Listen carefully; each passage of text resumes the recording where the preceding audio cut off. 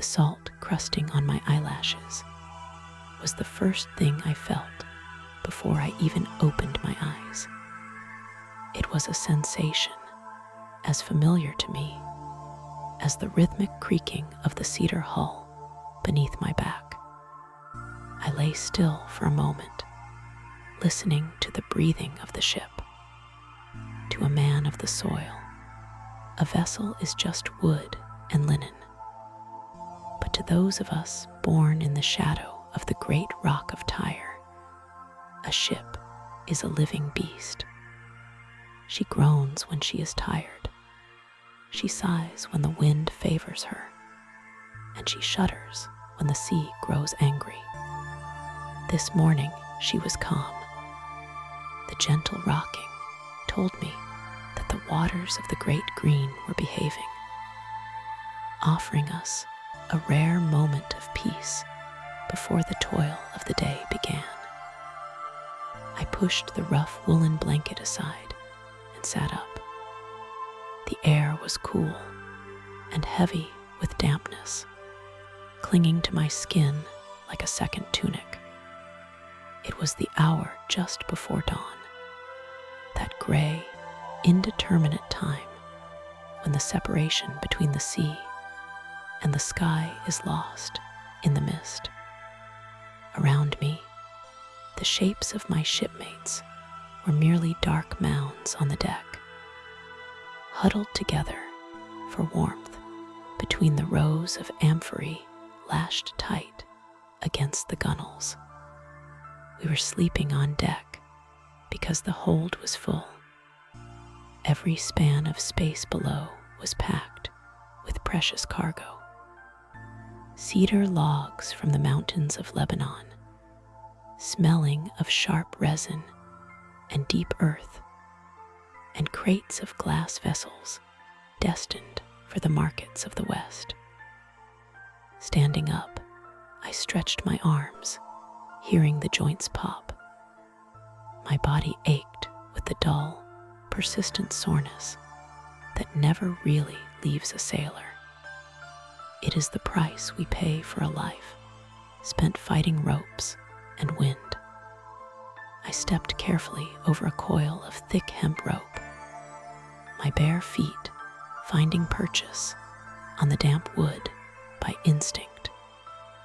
I made my way to the stern, where the old steersman, Hiram, stood gripping the dual steering oars. He looked like a statue carved from weathered oak, his eyes fixed on the northern horizon. Hiram did not turn as I approached, but he nodded slightly, acknowledging my presence. I leaned against the rail and looked up. The stars were fading, but the Phoenician star, the unmoving point of light that guides us when all landmarks fail, was still visible, hanging low and steadfast. We were hugging the coast, keeping the dark outline of the land to our left. But out here, the stars were our true masters. The wind had shifted during the night. I could feel it brushing against my left cheek, coming from the mountains rather than the open sea. It was the land breeze, the breath of the earth cooling overnight, rushing out to meet the warmer water. This was good. It meant we would have an easy push out if we decided to raise the sail early. Though for now, we drifted under the power of the current and the lingering momentum of yesterday. I went to the water barrel lashed near the mast. The ladle was made of olive wood, worn smooth by 100 hands. I took a long drink. The water was stale, tasting of the pitch used to seal the barrel inside, but it cut the thickness in my throat. I splashed a little on my face, scrubbing away the sleep and the salt. The shock of the cold water was the true start of my morning. The sky to the east began to bruise with color, turning from charcoal to a deep, bruised purple. It reminded me of the dye that made my city famous. We carried jars of that very dye in the hold, the essence of thousands of murex snails, worth more than its weight in silver. The smell of the dye, a pungent, fishy odor that never fully washed out of the clothes of the dyers, seemed to phantom linger in the air, though the jars were sealed tight with wax and clay. The master of the ship, a stern man named Abdishtart, emerged from the small shelter at the stern. He was rubbing his face, his beard tangled from sleep. He looked at the sky, then at the water, then at Hiram. No words were exchanged, but the command was clear in his posture. It was time. I moved to the center of the deck and began to rouse the others.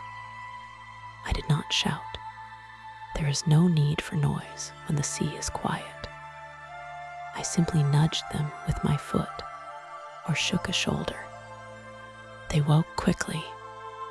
Sailors do not linger in dreams. One by one, they sat up, groaning quietly, scratching at insect bites, or rubbing warmth into cold limbs. Our first duty was not to the ship, but to the gods. We could not expect a safe passage without their favor. We gathered near the prow, where a small wooden carving of Melkart, the lord of our city, was mounted.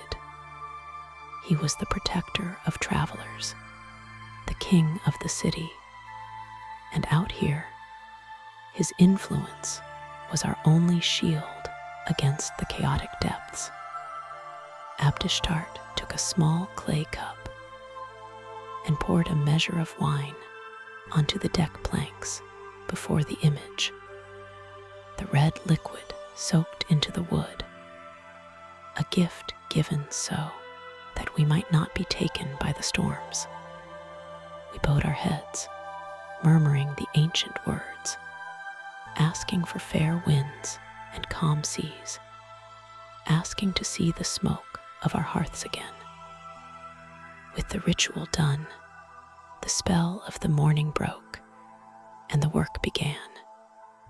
The silence was replaced by the slap of bare feet on wood and the rustle of activity. We broke our fast quickly. There was no fire this morning, for the wind was picking up, and the master did not want to risk a spark on the deck. We ate cold flatbread, tough as leather, dipped in a mixture of olive oil and crushed thyme. I ate a handful of dried figs, their sweetness a sharp contrast to the salty bread. It was simple fuel, barely enough to fill the belly, but it would have to sustain us until midday. The sun was cresting the horizon now, a burning eye that turned the sea from gray to a dazzling, painful gold. The coastline revealed itself in detail. Rocky cliffs plunging into the water, scrubby pine trees clinging to the slopes, and far off, the smoke of a fishing village. We were passing a region I did not know well, perhaps somewhere north of Byblos. Prepare the sail. Abdishtart's voice cut through the air. I wiped the oil from my hands onto my tunic and ran to the ropes. The yardarm, the great horizontal beam that held the rectangular linen sail, was lowered halfway. It was heavy, made of solid fur. Raising it required the strength of 6 men. I took my place at the halyard, the rough fibers biting into my calloused palms. On the command, we pulled. We found a rhythm, a chant falling from our lips without thought. It was a guttural sound, a heave and a grunt in unison. With every pull, the heavy yard crept up the mast. I could feel the strain in my shoulders and the tightening of the muscles in my back. The wood of the block and tackle groaned in protest. Higher, heave, higher, heave. When the yard reached the top, we tied off the ropes with swift, practiced knots. Then came the moment of truth. We let loose the brails, the lines that bunched the sail up like a curtain. The heavy linen fell, catching the wind with a sound like a thunderclap. The ship jerked forward, the deck tilting slightly beneath my feet as the wind filled the belly of the sail. The timber frame of the ship creaked in response, a deep, resonant sound of acceptance. We were underway. I moved to the side of the ship, leaning over the gunwale to check the trim. The water rushed past, foaming white against the blue. It was clear here, so clear I could see fish darting away from our shadow deep below. This was the part of the morning I loved best. The labor of raising the sail was done. The wind was doing the work, and we were flying across the face of the deep. My task for the next hour was to inspect the ropes and the amphory lashings. The sea is a patient thief. It waits for a single loose knot to shift a cargo and capsize a vessel. I moved slowly down the length of the deck, checking every line. I tightened a strap, holding a stack of cedar planks, ensuring they would not slide if the ship rolled. I checked the wax seals on the wine jars, looking for any cracks that might spoil the goods. Near the midship, I stopped to speak with Eshmun, a younger sailor on his first long voyage. He looked pale, his eyes fixed on the horizon where the land met the sky. He was likely thinking of his mother or a girl he had left behind in the narrow streets of the city. "Keep your eyes on the deck," I told him, not unkindly. "The horizon will not feed you, and it will not keep you steady. Watch the ropes. Watch the water." He nodded, swallowing hard, and went back to coiling a line that had frayed at the end. I remembered that feeling, the knot in the stomach that comes from realizing how small we are compared to the expanse of water. But fear is just another passenger. You learn to work around it. By mid-morning, the sun was high and hot. The cool mist of dawn was a distant memory. The deck grew warm underfoot. I took a seat in the shadow of the sail, taking a knife from my belt to splice a piece of rope that had worn thin. The work was repetitive, soothing. My hands knew the movements without my mind needing to guide them. I wove the strands together, making the rope whole again. The ship cut through the waves with a steady rhythm. The coast was sliding by, a tapestry of green and brown. We were traders, explorers, the carriers of civilization. We brought the alphabet, the glass, the purple cloth, and the wine to the edges of the world. But in this moment, with the sun on my neck and the smell of salt and cedar in my nose, I was simply a man at work, surviving another morning on the mercy of the water. The day was young and the destination was far, but the wind was at our backs, and for a sailor, that is enough. The sun had climbed to its zenith, hanging directly above our mast, like the burning eye of Baal himself. There was no escaping the glare upon the open water. The great sea, which had been a deep, welcoming blue in the morning light, now reflected the brilliance of the sky with a mirror-like intensity that made my eyes water if I looked too long at the horizon. I pulled the hood of my linen tunic further forward, seeking even a sliver of shade. But on the deck of a merchant vessel at high noon, shade is a luxury reserved for the cargo, not the crew. The heat radiated upward from the cedar planks beneath my bare feet. I could feel the life of the wood, the way it expanded and groaned under the relentless assault of the sun. This ship, built in the shipyards of Tyre, was a masterpiece of our people, constructed with the mortise and tenon joints that allowed the hull to flex with the waves rather than break against them. But today, the waves were small, mere ripples that slapped lazily against the round belly of our vessel. The wind, which had pushed us briskly westward since dawn, had grown temperamental, teasing the heavy square sail with fitful gusts before dying away into stillness. I stood near the starboard rail, running a length of hemp rope through my hands. It was rough and stiff with salt, biting into my calloused palms.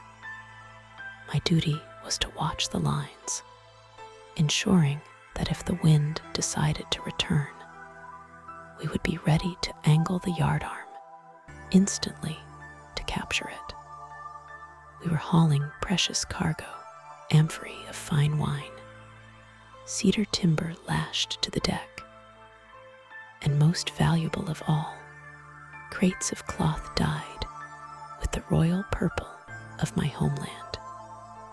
The scent of the ship was thick in the stagnant air, a pungent mixture of pine pitch used to seal the seams, the sour tang of sweating men, and the faint, sweet aroma of the drying figs stored in the stern. The silence of midday at sea is heavy. It is not a true silence, for the timber always creaks and the water always laps. But the voices of the men die down when the sun is highest. Energy must be conserved. The captain, a man whose skin was weathered to the color of old leather, stood at the stern, his hands resting lightly on the dual steering oars.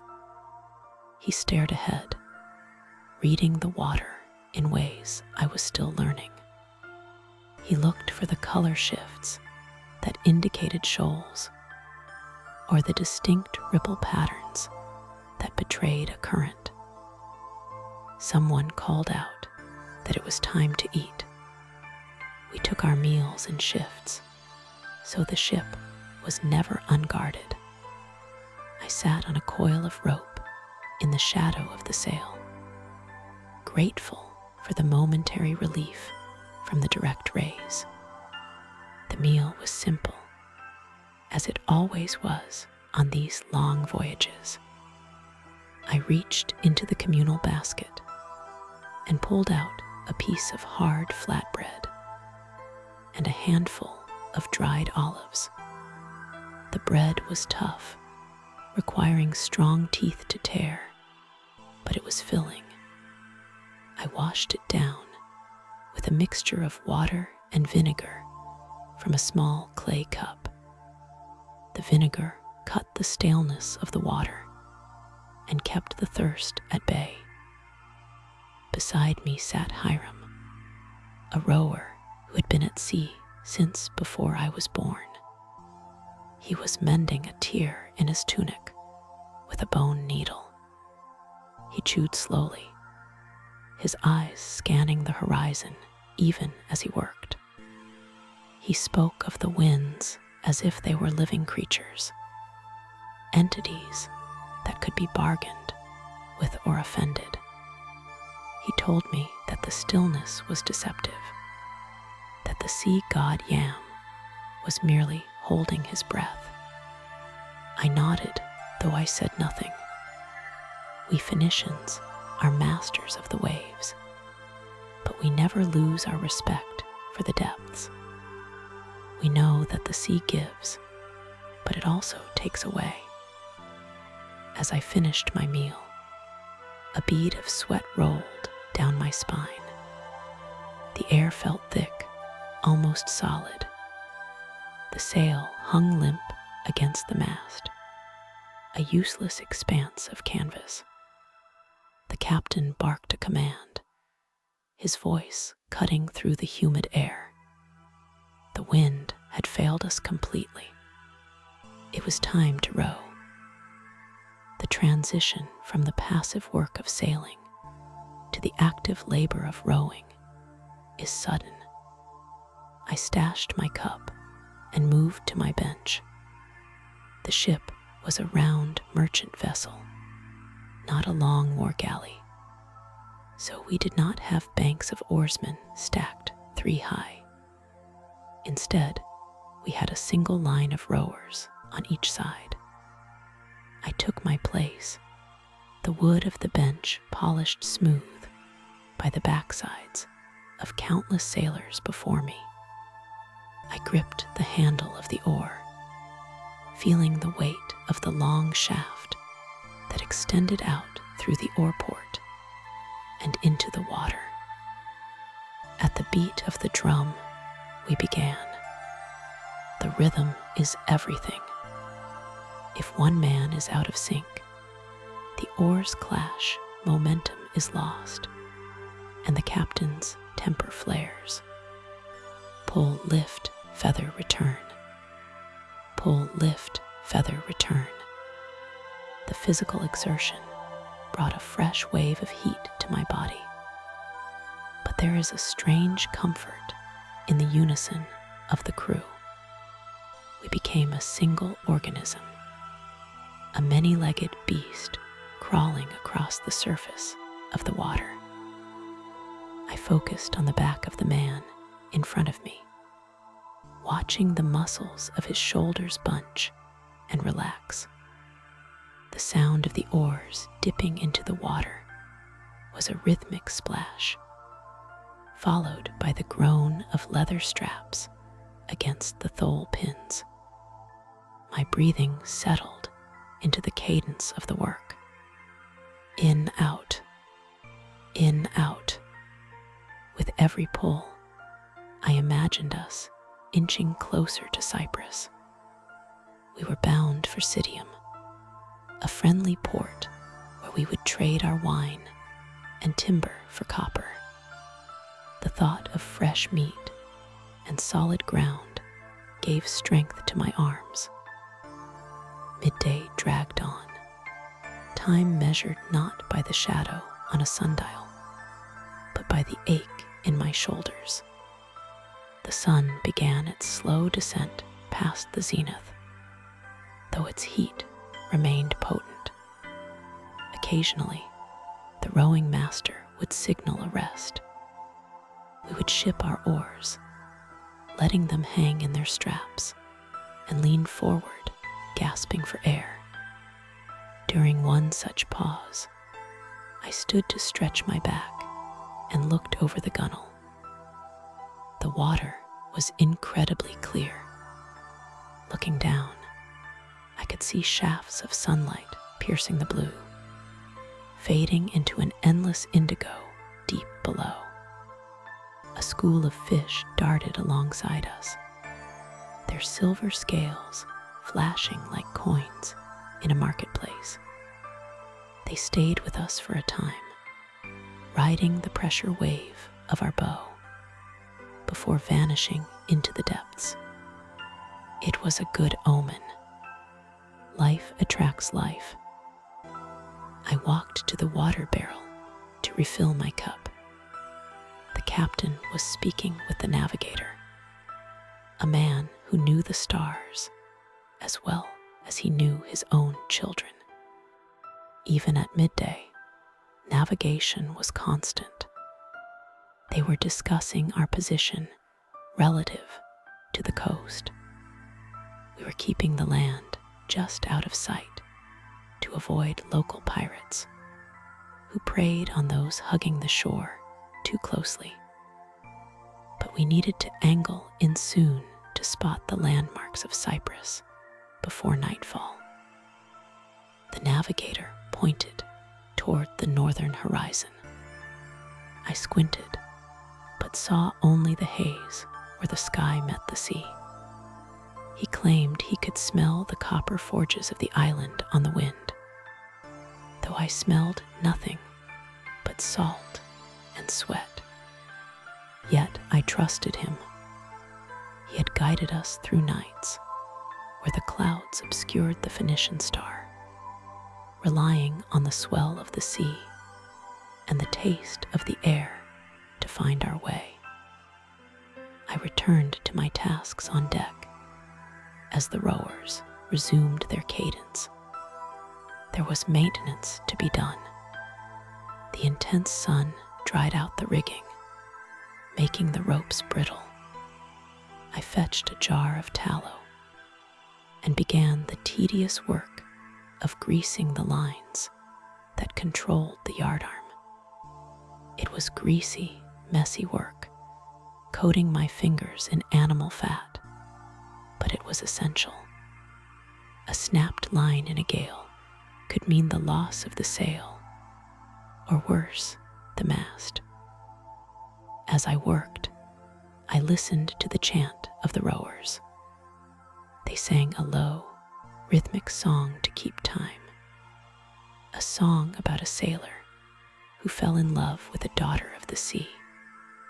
It was a melancholic tune, suited for the slow grind of the oars in the heavy afternoon heat. The repetition put me in a trance-like state, where the world narrowed down to the grease, the rope, and the blue expanse surrounding us. Suddenly, a cry went up from the lookout perched high on the mast. He pointed off the port bow. I shielded my eyes and looked. There, breaking the flat line of the horizon, was a dark smudge. It was not a cloud.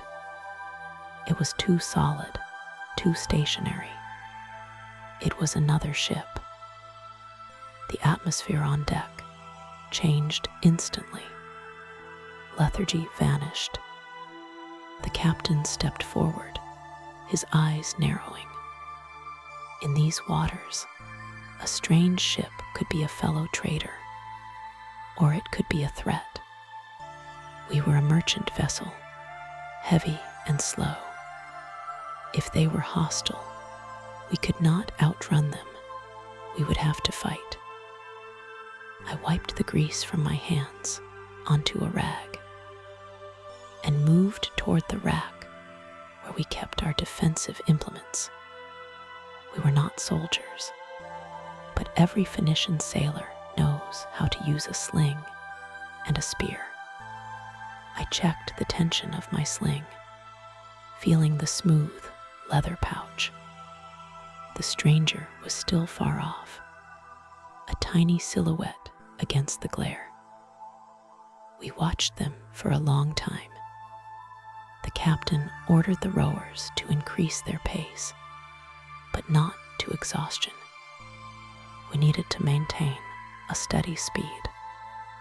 The other ships seemed to be on a converging course, but as the minutes ticked by, it became clear they were heading further south, perhaps toward Egypt. They were likely catching a different wind current that we had missed. As they passed us, miles distant, I could just make out the square cut of their sail. They were one of ours, or perhaps a Greek trader. They posed no danger. The tension drained from my shoulders, leaving behind the heavy fatigue of the heat. The captain signaled to stand down, and the normal routine of the ship resumed. The sun was now noticeably lower, the light turning more golden, losing the harsh white edge of high noon. The heat began to lift, just a fraction, as the afternoon breeze started to ruffle the surface of the water. I looked up at the pennant atop the mast. It twitched, then fluttered. The wind was returning. "Prepare to hoist," the captain bellowed. We scrambled to the lines. The rowers pulled their oars in, grateful for the reprieve. With a collective heave, we adjusted the heavy yardarm, angling the sail to catch the freshening breeze. The canvas snapped, then filled with a satisfying thrum. The ship surged forward, the hull hissing as it cut through the water with renewed purpose. The floor beneath my feet felt more alive, vibrating with the power of the wind. I tied off the line and leaned against the rail, letting the breeze dry the sweat on my face. The midday ordeal was over. We had endured the calm and the heat. Now we were sailing true. The navigator was right. On the horizon ahead, the faint, purple outline of mountains began to emerge from the haze. Cyprus. We would make landfall before the stars came out. I took a deep breath, filling my lungs with the cooling air. My hands were sore, my skin was burned, and my muscles ached. But as the ship leaned into the wind, carrying us toward profit and rest, I felt a profound sense of peace. This was the life of the sea, a constant cycle of stillness and motion, labor and reward. And as the sun began its slide toward the western waters, I was ready for whatever the evening would bring.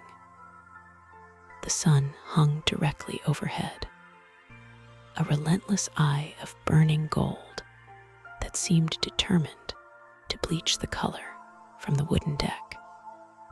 It was the heavy hour of the afternoon, the time when the wind often decided to hold its breath and leave us drifting on the shimmering expanse of the great green. I wiped a layer of salt and sweat from my forehead with the back of my hand, feeling the coarse grit against my skin. The heat was a physical weight, pressing down on the shoulders of every man aboard our round, hulled merchant vessel. We were 3 days out from the harbor of Tyre, our hold heavy with cedar logs, amphorae of olive oil, and the precious purple-dyed cloth that would fetch a king's ransom in the markets of the Delta. against the starboard railing, grateful for the shadow cast by the great square sail. Even though the breeze had slackened, the canvas still held a belly full of air, pulling us steadily southward. The ship groaned beneath me, a familiar and comforting conversation between the Lebanon cedar planks and the water. This vessel was my home more than any stone house on the coast. I knew every creak of her ribs and every snap of her rigging. She was coated in black pitch to keep out the worms and the rot, and she rode the swells like a seabird. My task for the moment was to check the lashings on the deck cargo. We carried 20 tall trunks of cedar, stripped of their bark and smelling of sharp, clean resin. They were bound for Egypt, where trees of such stature were nothing but a dream. I moved slowly, testing the thick ropes with my calloused fingers. The sea air does strange things to hemp and flax, tightening them one moment and slacking them the next as the humidity shifts. I found a loose knot near the stern and knelt to retie it, my knees protesting against the hard wood. As I worked, I watched the helmsman at the stern. He was an old man named Hiram, his skin turned to leather by 50 years of salt and sun. He stood grasping the heavy steering oars, his eyes fixed on the horizon, where the blue of the sea met the pale haze of the sky. We were sailing with the coast visible off our port side, a jagged line of brown and green that reassured us we were on the true path. While we Phoenicians are known for our courage to sail the open waters where no land can be seen, trusting in the stars and the currents. During the day, we prefer the comfort of the shoreline when our route allows it. The afternoon meal was announced not by a bell, but by the smell of roasting grain. The cook had set up his small firebox on a bed of sand near the bow, shielded from the wind. I finished securing the cedar logs and joined the others who were gathering in the shade. We sat cross-legged on the deck, passing around a wooden bowl of porridge made from barley and lentils, flavored with onions and a splash of oil. It was simple fare, but after hours of hauling ropes and balancing against the roll of the sea, it tasted better than any banquet in a palace. I sat beside Bodmilcart, a younger sailor who was on his first long voyage. He looked weary, his face flushed with the heat. I handed him a skin of watered wine, gesturing for him to drink. He took it gratefully, the liquid spilling down his chin. I asked him if he still missed the solid ground. He nodded, wiping his mouth, and told me he felt the earth swaying beneath him even when he slept. I laughed and told him that soon enough the land would feel wrong, and only the motion of the waves would bring him peace. Conversation lulled as we ate, the only sounds being the rhythmic slap of water against the hull and the snapping of the sailcloth. We were a quiet crew in the afternoon. The morning was for shouting and hauling, for setting the course and trimming the yards. The afternoon was for endurance, I looked out at the water, scanning for the telltale fin of a shark or the disturbance of a shoal of fish. But the sea was empty and calm. It is a strange thing to be alone in such vastness, yet surrounded by your brothers. We rely on each other for survival, yet in the heat of the day, each man retreats into his own mind. I found my thoughts drifting to the destination. The ports of Egypt were chaotic, noisy places, filled with people of every tongue and color. I thought of the haggling that would ensue, the shouting of the harbor master, and the gold and silver rings we would receive in exchange for our goods.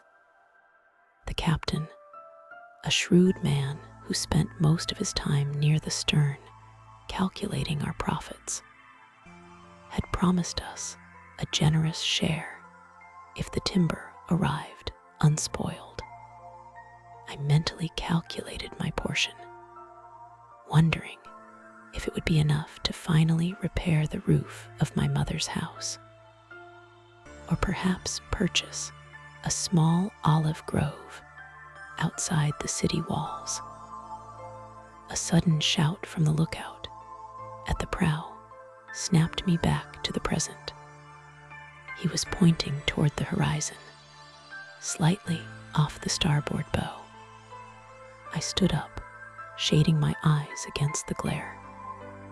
At first, I saw nothing but the glittering waves, but then a shape emerged from the haze.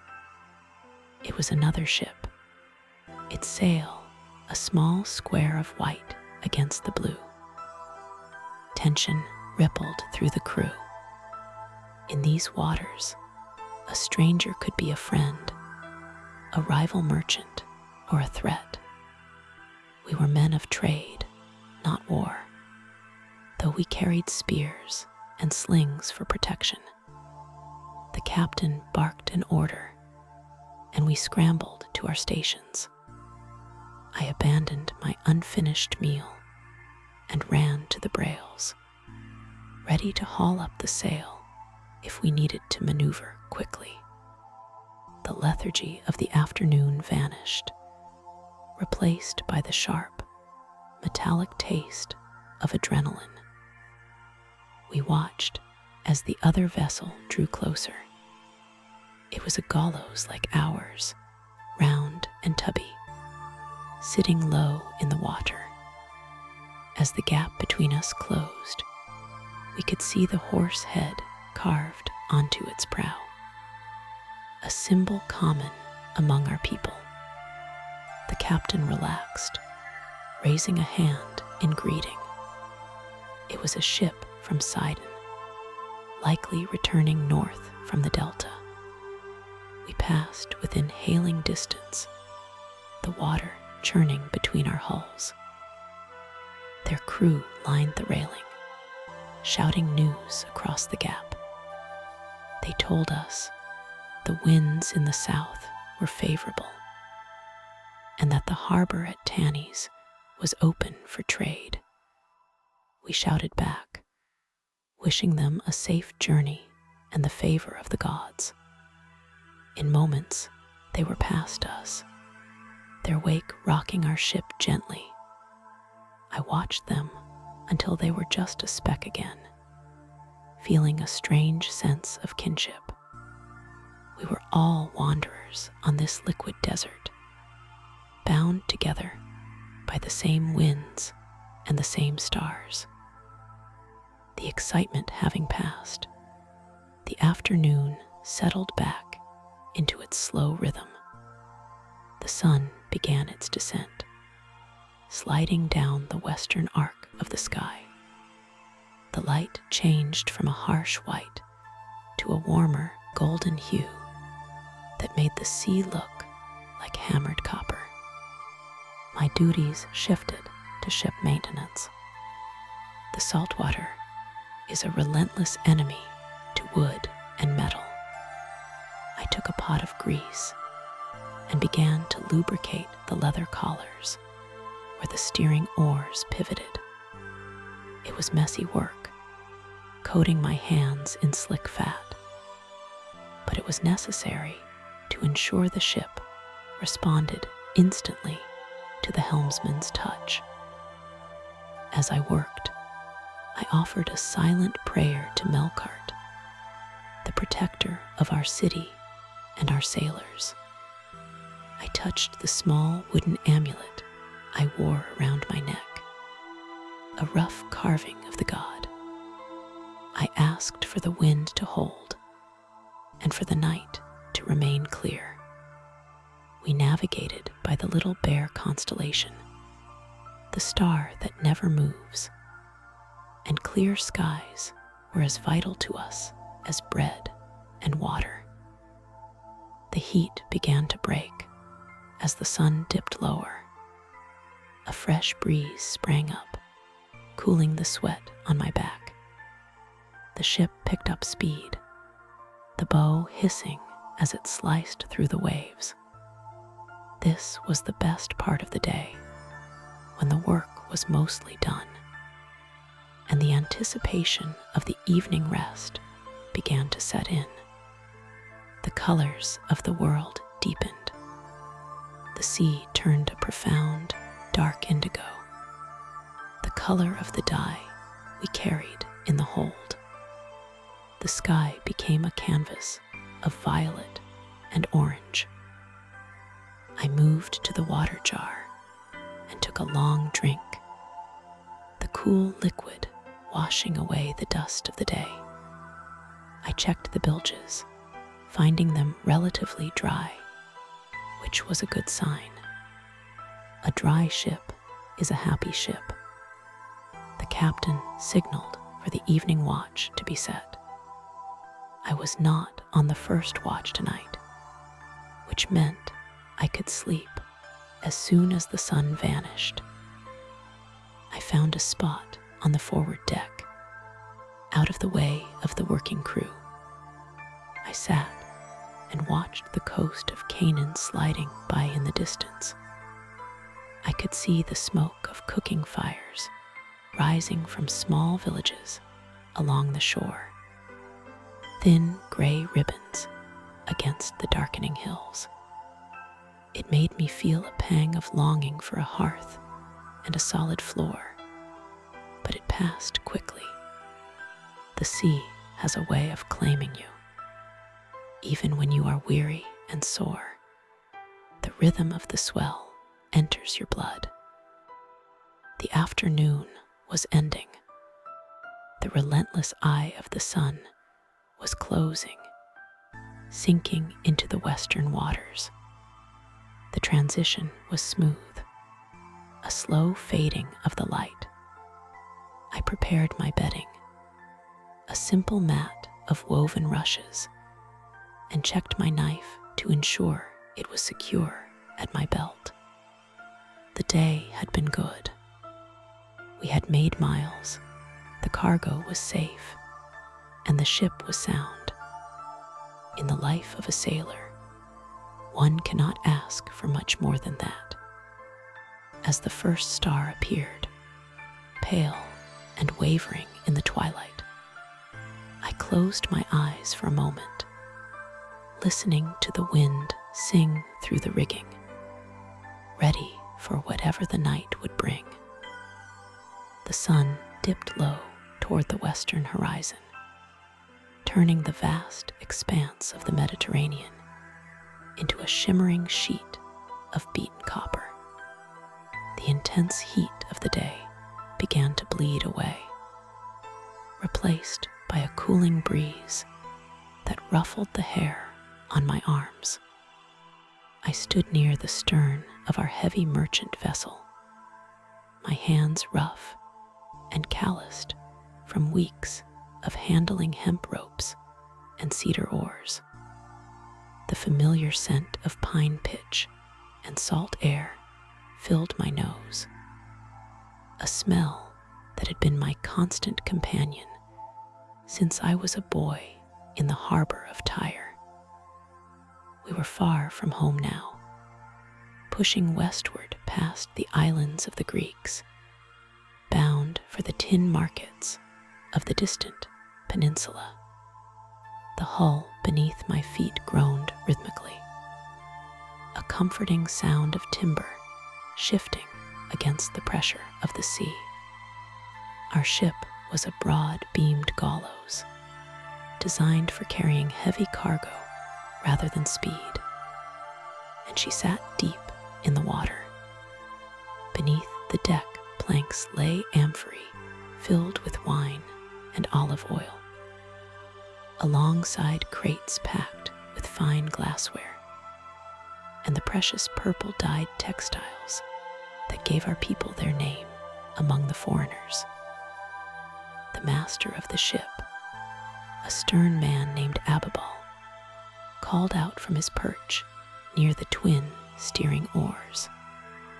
His voice was gravelly, worn down by shouting over the roar of wind and waves for 40 years. He ordered the adjustment of the square sail. The wind was shifting as evening approached, coming now from the north, and we needed to harness every breath of it if we hoped to make good distance before the moon rose high. I moved to the rigging with 2 other sailors. We worked in silence, a rhythm established over countless evenings. I hauled on the line, feeling the coarse fibers bite into my skin. The heavy linen sail fluttered and then snapped taut, catching the new breeze with a satisfying thud that vibrated through the mast and down into the keel. The ship leaned slightly, carving a frothy white path through the darkening water. Unlike the Greeks, who preferred to drag their ships ashore at night to sleep on the sand, we Phoenicians trusted our craft and our knowledge of the night sky. We sailed on while others slept. Once the sail was secured, the evening routine began. The transition from the labor of the day to the watchfulness of the night was marked by the lighting of the firebox. This was the most dangerous time for us, as fire on a wooden ship is a guest that must be watched with unblinking eyes. The box was lined with clay and raised on legs to keep the heat from the deck. One of the younger men struck a spark, and soon a small fire of charcoal and cedar chips was crackling, protected from the wind by high walls of iron. We gathered around the warmth in shifts. The meal was simple, as it always was at sea. I took my wooden bowl and received a ladle of lentil stew, thick and seasoned with garlic and cumin to hide the taste of the stale water we used to boil it. Beside the stew, I was given a piece of hard flatbread and a handful of dried figs. I found a spot near the gunwale, sitting cross-legged on the deck, and dipped the bread into the stew to soften it. The taste was savory and filling. As I chewed, I looked out at the sea. The copper light had faded to a deep, bruising purple, the color of the murex dye we carried in the hold. The line between sea and sky was vanishing, blurring into a singular darkness. This was the time when the sea felt most immense, a boundless entity that tolerated our presence, but cared nothing for our lives. Beside me sat Bodestart, an older sailor who had sailed as far as the pillars of Melkart. He wiped his mouth with the back of his hand and nodded toward the rising stars. He spoke of the winds and the currents, his voice low. He told me that the currents here could be deceptive, pulling a ship toward the rocky shores of the islands if the steersman was not vigilant.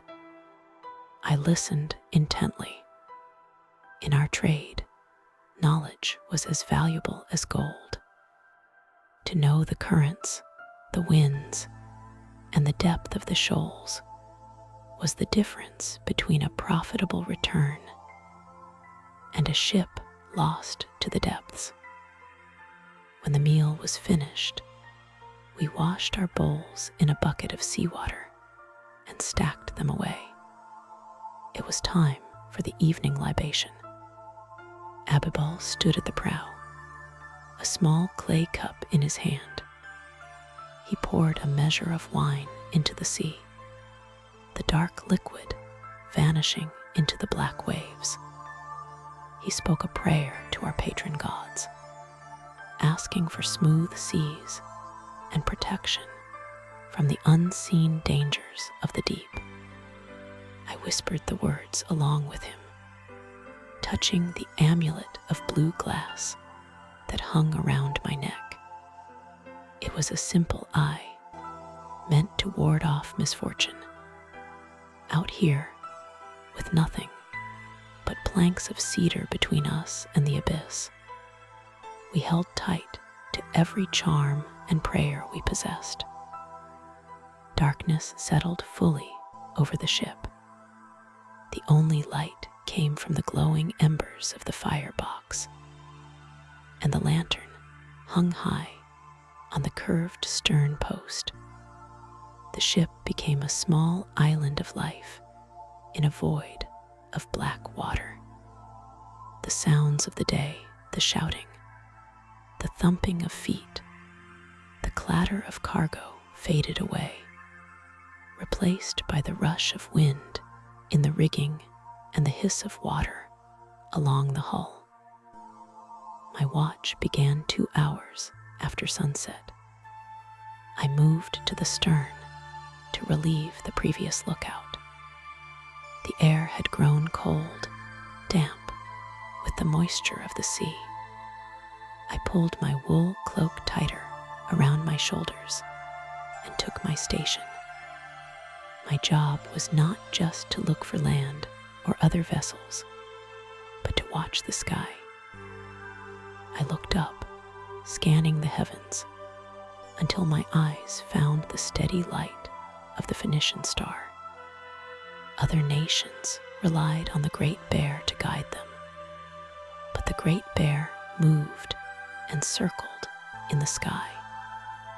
We looked to the Little Bear, and specifically to the star at its tail that never moved.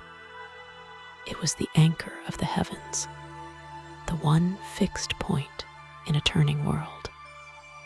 As long as I kept that star in its proper place relative to our mast, I knew we were holding our course true to the west. Standing there in the dark, the ship rocking gently beneath me, my mind drifted to thoughts of home. I imagined the bustling streets of Tyre, the smell of roasting lamb and baking bread, the sound of merchants haggling in a dozen tongues.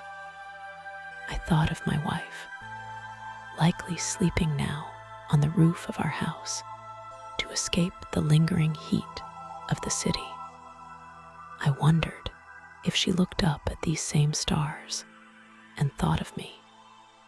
The voyage to the Tin Islands was long, taking many months. We would winter in a foreign port if the weather turned foul, meaning I might not see the walls of Tyre again until the spring. The solitude of the night watch was something I cherished and feared in equal measure. It gave me time to think, but it also made me feel small. I looked over the side of the ship, watching the phosphorescence bloom in the wake of the rudder. It looked like green fire swirling in the water. A sound broke my reverie, a sudden splash off the port side. I stiffened, gripping the rail. It could have been a large fish, or perhaps a dolphin, which we considered a sign of good fortune. I strained my eyes against the darkness, but saw nothing. The sea kept its secrets.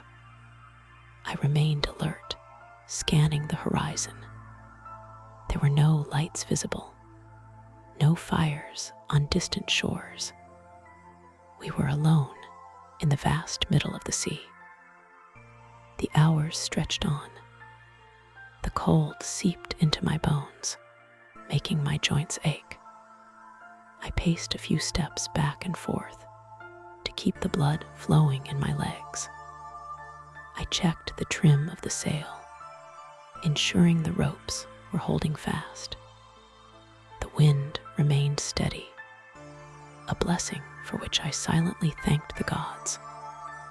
If the wind died, we would have to man the oars, a backbreaking labor that no sailor desired. Eventually, I heard the soft footsteps of the man coming to relieve me. It was Hiram, a young man on his first long voyage. He rubbed sleep from his eyes and nodded to me. We exchanged a few words about the wind and the star. I pointed out the position of the little bear, ensuring he had his bearings before I relinquished my post. I made my way to the sheltered space beneath the small quarterdeck where the off-duty crew slept. It was cramped and smelled of unwashed bodies and damp wool, but it was out of the wind. I found my sleeping mat, a thick roll of woven reeds, and lay down. The wood beneath me was hard, but the gentle swaying of the ship was a cradle that I had known all my life. I closed my eyes, listening to the creaking of the ship's timbers. Each creak was a reminder of the craftsmanship that kept us dry and safe. The cedar of Lebanon was strong, resistant to rot, and the boring worms of the sea. It was the finest wood in the world, and we were the finest sailors. As sleep began to pull at my consciousness, my thoughts returned to the cargo beneath me. If we reached the Tin Islands and returned safely, my share of the profit would be enough to expand my house. Perhaps even buy a small plot of land for an olive grove. The risk was great. The sea was treacherous, and there were men in the world who would take what we had without hesitation. But the reward was worth the peril. I shifted on the mat, pulling my cloak over my head to block out the dim light of the lantern. The rhythm of the waves against the hull became a heartbeat, steady and slow. I was a man of Tyre, a rider of the waves, and tomorrow the sun would rise on another day of wind and water. Until then, I surrendered to the motion of the ship, trusting in the stars and the wood to carry me through the night.